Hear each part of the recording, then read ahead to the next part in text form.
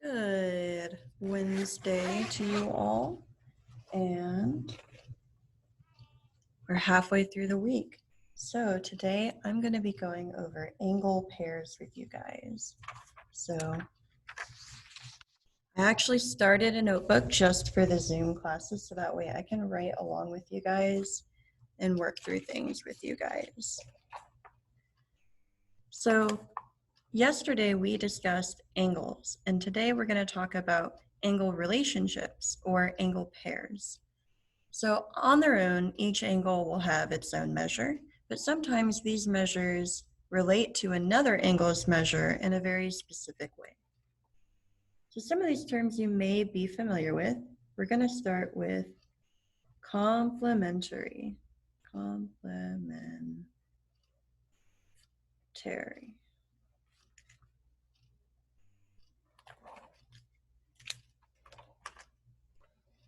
And these are two angles that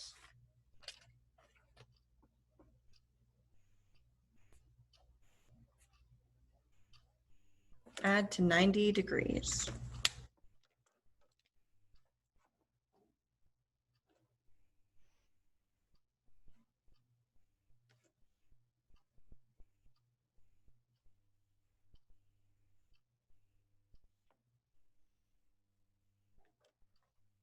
For example, here we have a 30-degree angle and a 90-degree angle that, when put together, form a right angle.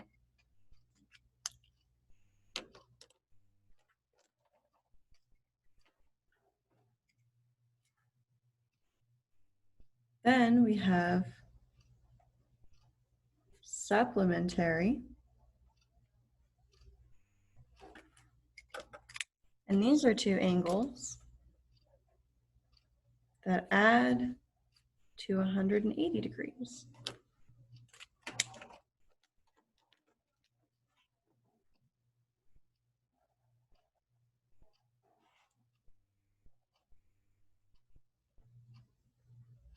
Like in the case of 135 degrees and 45 degrees.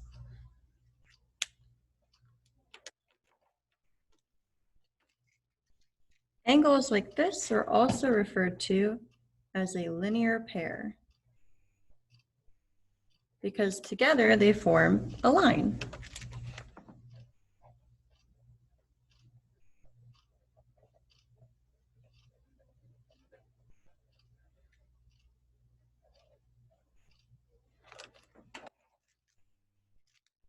So a linear pair is a pair of angles that is both adjacent, meaning they're touching and sharing a side, and supplementary. So let's go ahead and write a definition for adjacent angles as well.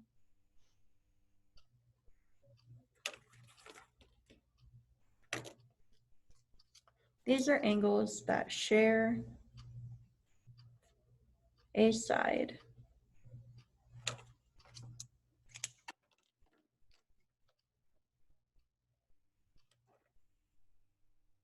They don't have to be any specific measure, as long as they have that one side in common. And lastly, but not least, we have vertical angles. Now these are going to be super important this whole year. And these are angles that are across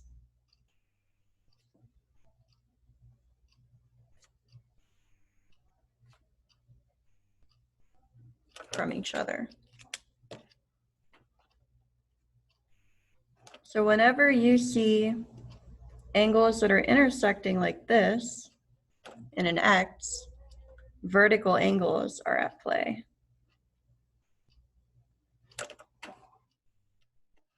So in this example here, angle 1 is congruent to angle 2,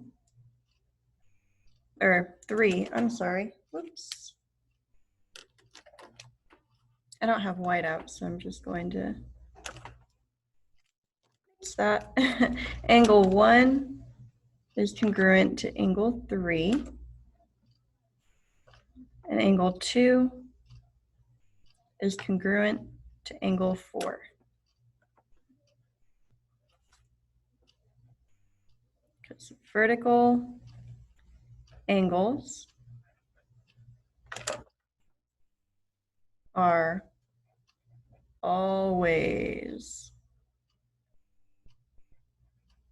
congruent, which is another way to say equal.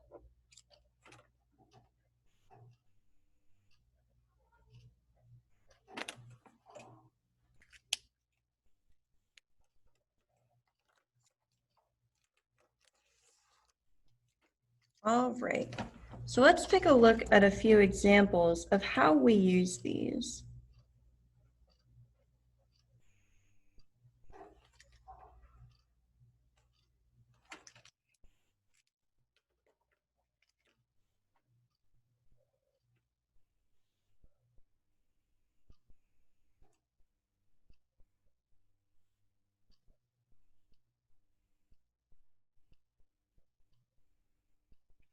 So if I have this, we're talking about vertical angles to see how they form an X.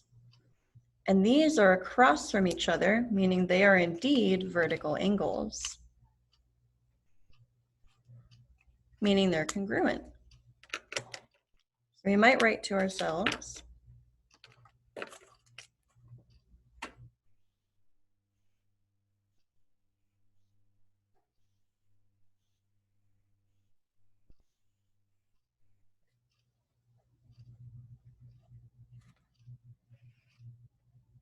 or note again, vertical angles are always equal. So whenever we see those angles across from each other at the X, we can say, hey, let me get blue. Blue is the color I like to use for examples.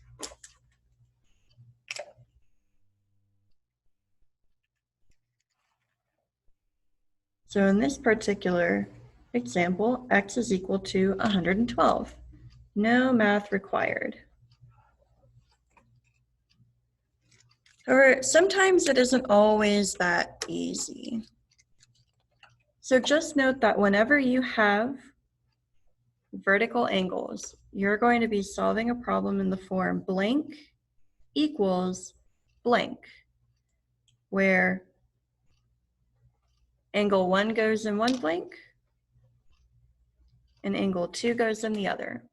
So in this case, angle 1, X, equals angle 2, 112. And like that, our problem is solved. But other times you might have something like 2x plus 5 right here and 3x minus 4 right here. So you'd need to do 2x plus 5 equals 3x minus 4 to solve for x.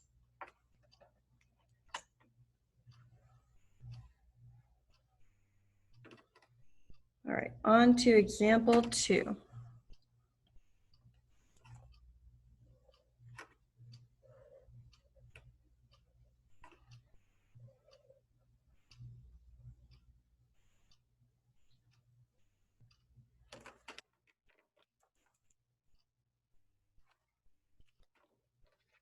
So here we have two angles that are forming a 90 degree. So these two angles are complementary.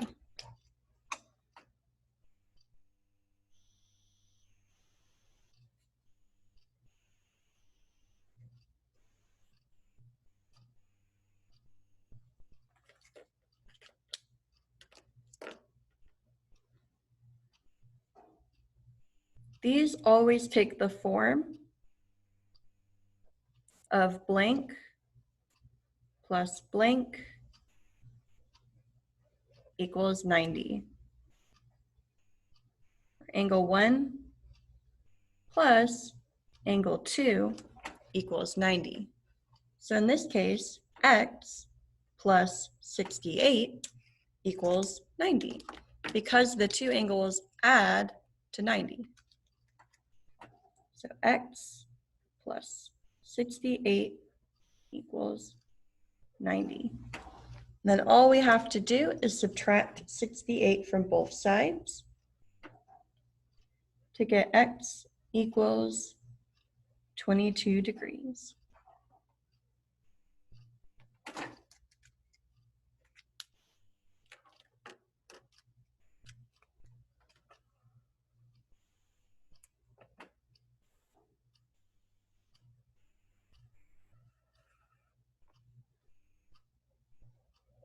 In example 3, let's take a look at some supplementary angles. And you don't have to worry about these being drawn to scale for right now. We're just using them to model an equation. So here we have a pair of supplementary angles because they're forming a straight line together. Now this is similar to complementary. In complementary angles, they add to 90, while in supplementary, they add to 180. So we're gonna have the same format, but instead they add to 180.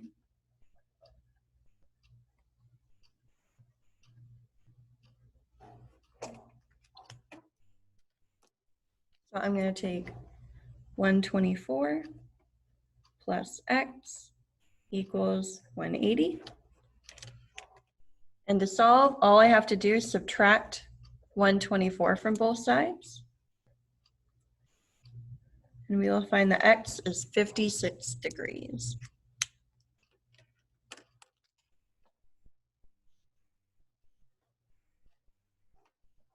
Now I just did a little example for each in the blue, but really what's right here is going to be the most important part. So I'm actually going to go in and box that in yellow. Because not all problems are going to be that simple, unfortunately. But this little guide right here can help you solve any type of complementary, supplementary, or vertical angle problems.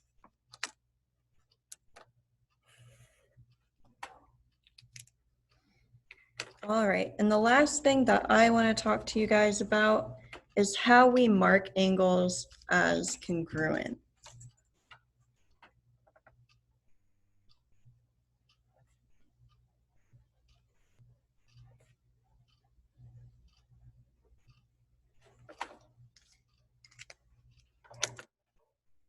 So if I have two angles,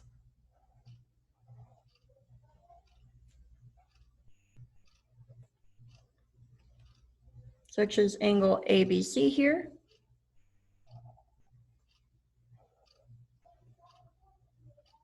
and angle DEF, and I want to say that the two angles are equal, but I don't want to have to use a whole sentence just to do that. Well, we actually have a shortcut, and that would be to put one little arc on each. So that's a way of saying angle ABC is congruent to angle DEF because they both have one arc each.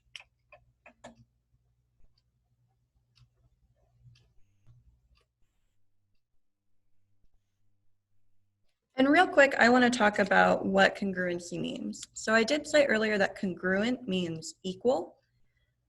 But equal is typically used for values. So 5 is equal to 5, or x is equal to 56, because those numbers represent the same value.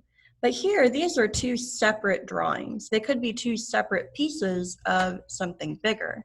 And they aren't exactly the same thing. Maybe they're two different corners of a desk. Those aren't the same thing. They're never going to be the exact same thing. But they can have the same measure. And that's what congruency means. They have the same measure or the same shape. We'll get into congruency a little bit more later on. Another example of these congruency marks might be if we have a diagram like this. And these two angles right here might be congruent, but this angle may not be. And so sometimes to show that this angle is different from the other two, we use two arcs. So everything with one arc matches up to everything with one arc, and everything with two arcs would match up to everything with two arcs. And let's see.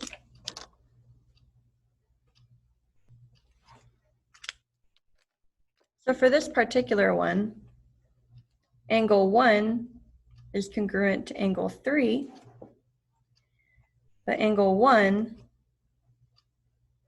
is not congruent to angle 2 because they have different markings. All right, so that's all the notes I have for today on angle pairs. I hope this is helpful, and I will see you in the next video.